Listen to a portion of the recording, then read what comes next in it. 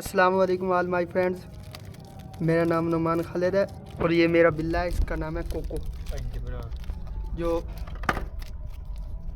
जो आज सुबह से बीमार है, उल्टियाँ आ रही है, बहुत सी ना उल्टी आ रही है। मुझे लगता है इसका मैदे का मसला है। मेरी नज़र में तो हम इसे फ्लैजल दे रहे हैं।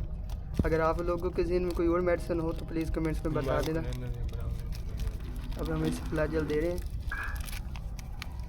ये भाई को डॉक्टर को बुलाया, उसने फ्लैजल का कहा था, जो हम इसे दे रहे हैं अब।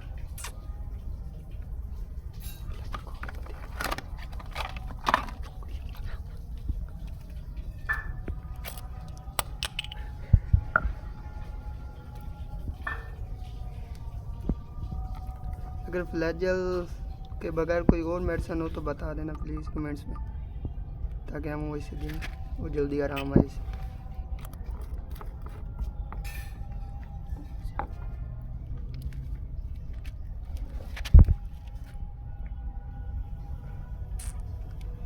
रक्सब आराम से दो, बड़े प्यार से पाला इस बिल्ले को।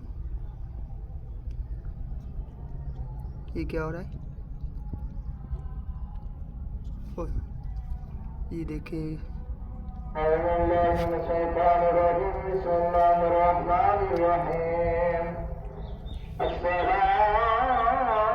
ये क्या मसला हो रहा है?